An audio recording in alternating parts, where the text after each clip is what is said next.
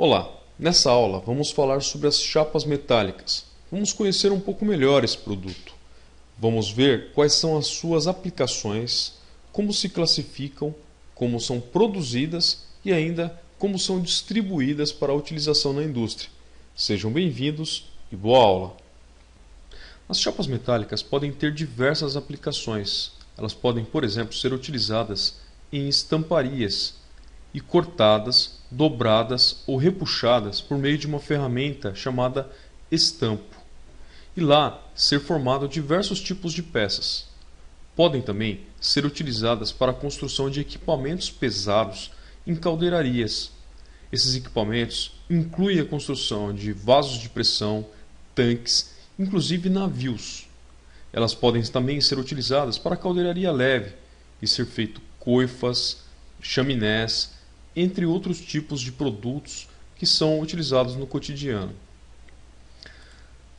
Os produtos que são feitos com chapas metálicas são diversos, desde eletrodomésticos, eletroeletrônicos, como carros, tanques e vasos de pressão, como até embalagens.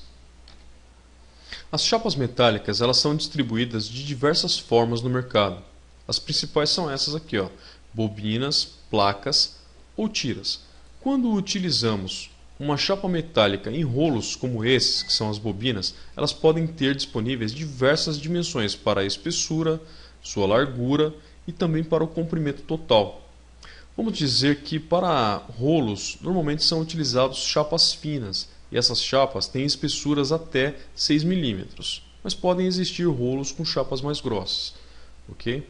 Essas chapas elas podem ser feitas com larguras customizadas para determinado tipo de cliente, mas que variam de 50 milímetros até 3.900 milímetros em relação à largura. Quanto ao comprimento, o usual é termos rolos de no máximo 18 metros. Em casos específicos pode ocorrer de termos rolos maiores, mas não é comum. Okay? Quando utilizamos bobinas como essas para a alimentação de uma prensa, por exemplo, temos que ter um desenrolador dessa bobina. Também temos que ter ferramentas ou dispositivos que façam o endireitamento e alimentação dessa chapa na prensa, como mostrado aqui na foto. As placas, as chapas metálicas, elas também podem ser distribuídas em formas de placas, normalmente para quando se tem espessuras maiores que 6 milímetros, e aí as chapas são consideradas grossas. Ok? Eu tenho aqui algumas dimensões características de chapas grossas. As espessuras vão de 6 milímetros até 150 milímetros. A sua largura de distribuição varia de 900 a 3.900 e os comprimentos são de 2.400 até 18 metros.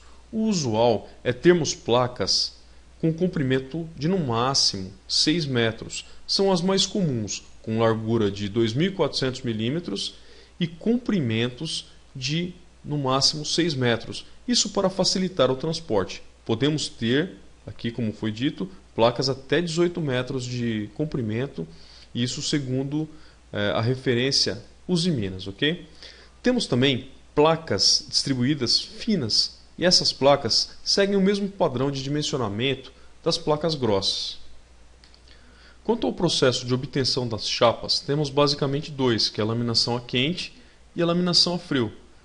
Vejam esse vídeo que vou mostrar sobre o processo de laminação a quente. Então, desde a chegada da placa na fábrica até o seu bobinamento.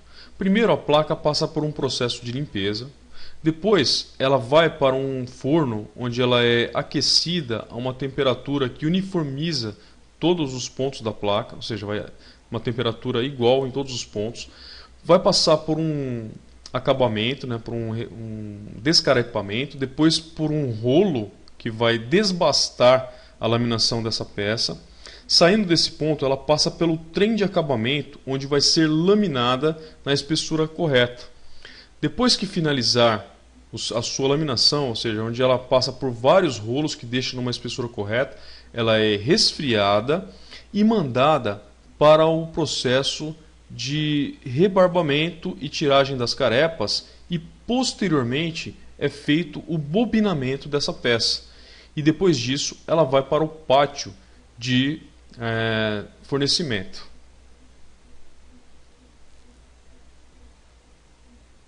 Uma chapa pode ser classificada como grossa quando a sua espessura for igual ou superior a 7,32 avos de polegada ou 5,56 milímetros. Notem também que uma chapa grossa ela não tem a designação por bitola. A sua espessura é dada em polegada. Vejo que quando temos aqui uma chapa zincada, por exemplo, podemos ter a classificação por bitola. No caso, eu estou falando da norma GSC. Vejam que a bitola da peça, da chapa, ela dá a espessura. Então, dependendo da bitola, a minha chapa tem uma determinada espessura. E notem ainda que quanto maior for a bitola, menor a espessura da chapa. O mesmo acontece com as chapas que são laminadas a frio. Por exemplo, uma bitola de 30 eu tenho uma espessura de 0,3 e uma bitola de 12 eu tenho uma espessura de 2,65.